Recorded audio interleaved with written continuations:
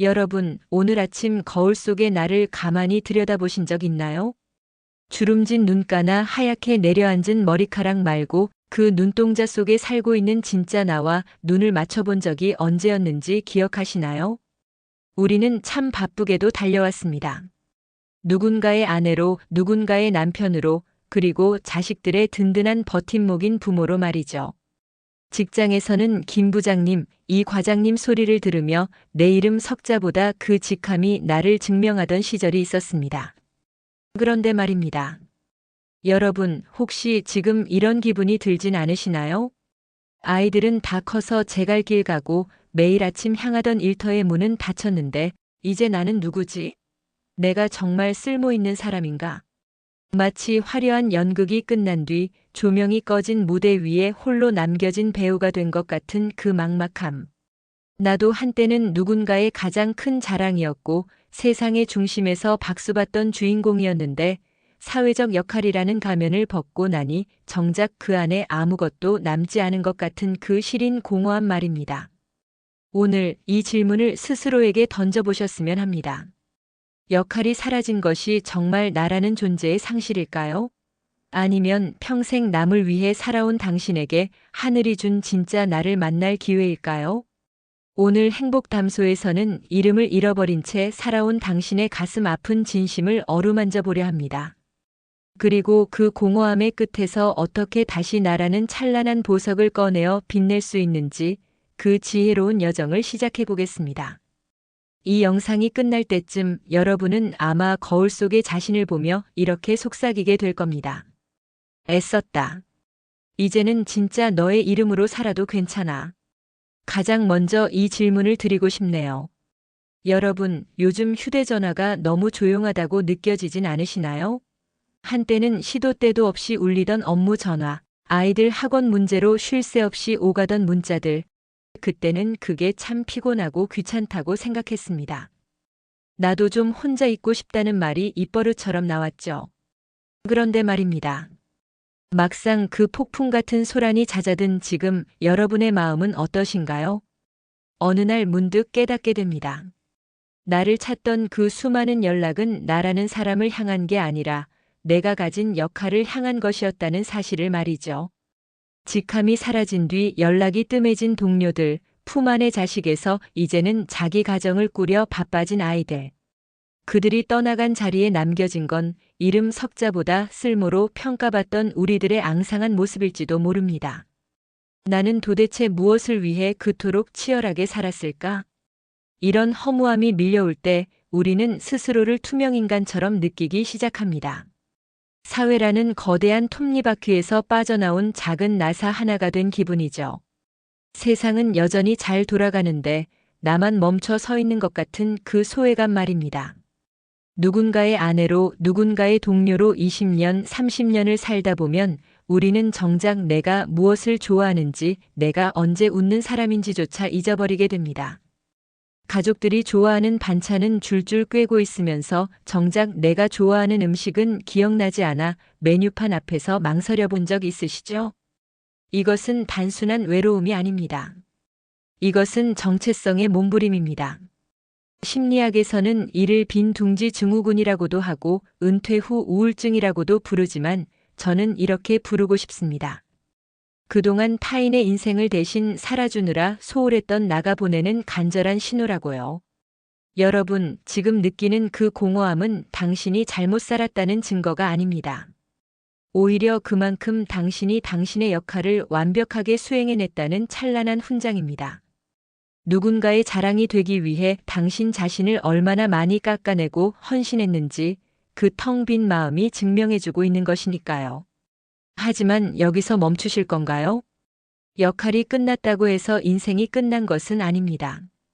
오히려 이제야말로 타인의 시선에서 자유로운 진짜 당신의 연극을 시작할 때가 된 것이죠. 우리는 평생 무엇이 되기 위해 살았습니다. 좋은 부모가 되어야 했고 유능한 직원이 되어야 했으며 쓸모 있는 사람이 되어야 했습니다.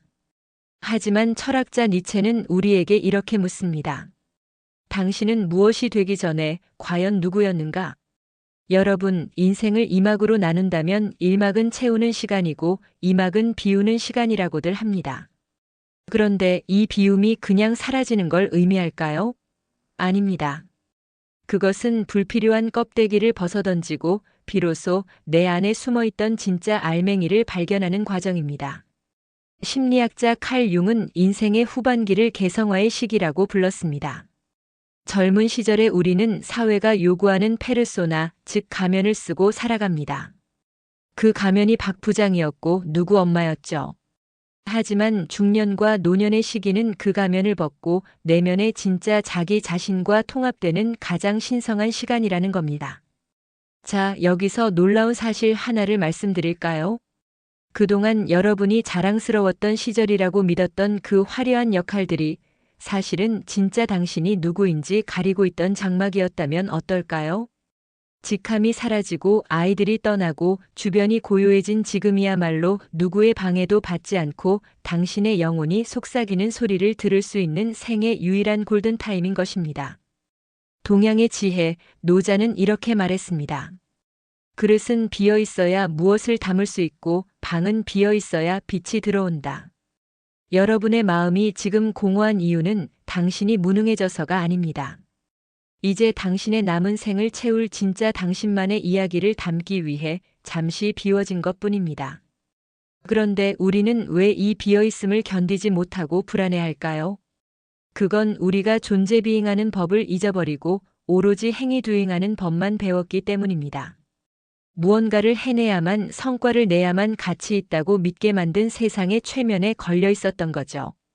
하지만 기억하세요. 꽃은 열매를 맺기 위해 피기도 하지만 그냥 그 자리에 피어 있는 것만으로도 산을 아름답게 만듭니다. 당신 역시 누군가의 자랑이 되기 위해 존재할 필요가 없습니다. 당신은 그저 당신으로 존재하는 것만으로도 이미 이 세상에 단 하나뿐인 위대한 작품입니다. 나도 누군가의 자랑이었던 시절이 있었지. 이 문장을 이제 이렇게 바꿔보시면 어떨까요?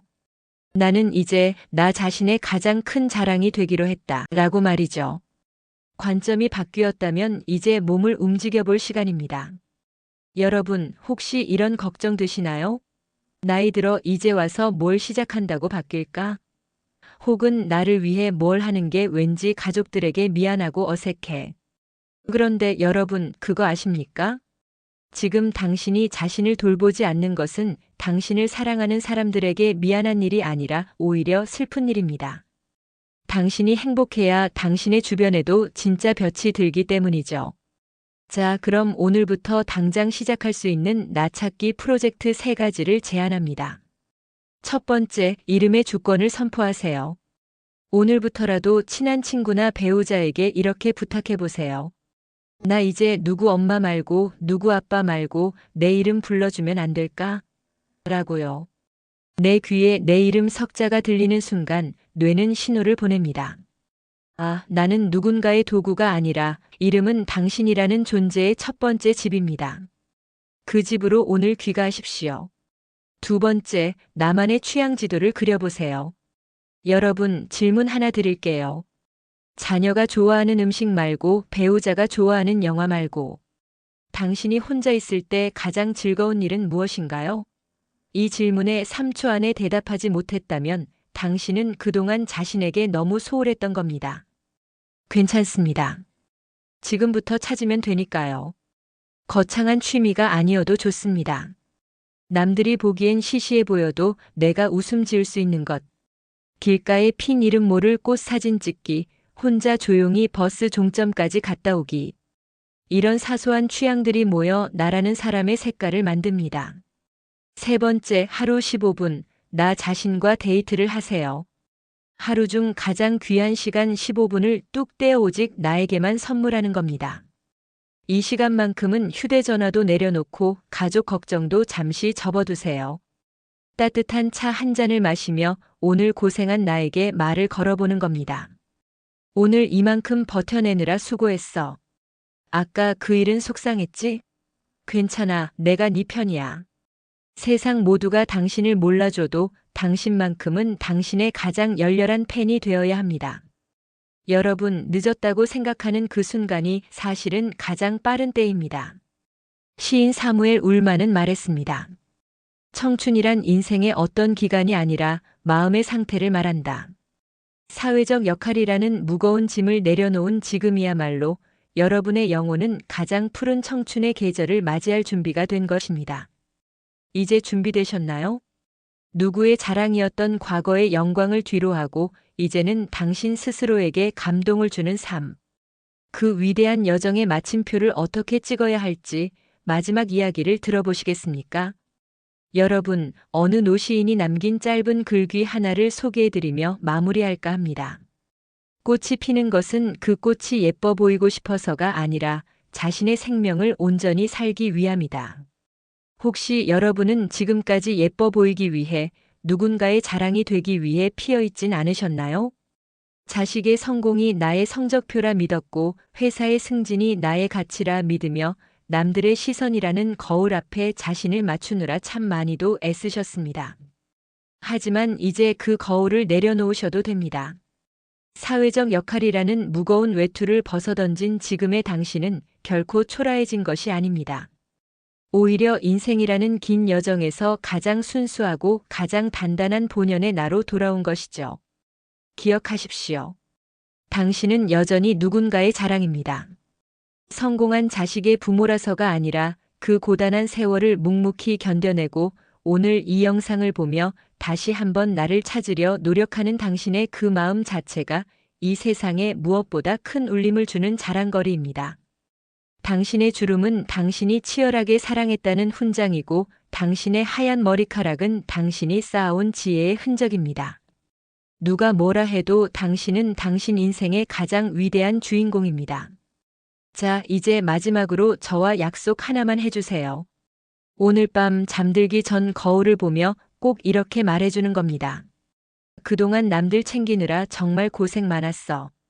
이제부터는 우리 내가 좋아하는 일을 하면서 신나게 한번 살아보자. 내가 끝까지 내 편이 되어줄게.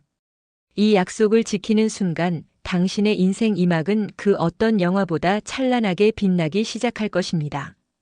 여러분의 이름이 다시 빛나는 그날까지 행복담소가 늘 곁에서 따뜻한 차 한 잔 같은 위로와 응원을 전하겠습니다.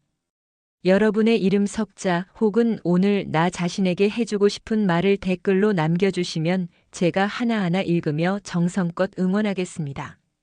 당신은 존재만으로도 충분히 아름답습니다. 오늘 이 영상이 마음의 짐을 조금이나마 덜어주었다면 구독과 좋아요로 따뜻한 마음을 나누어 주세요.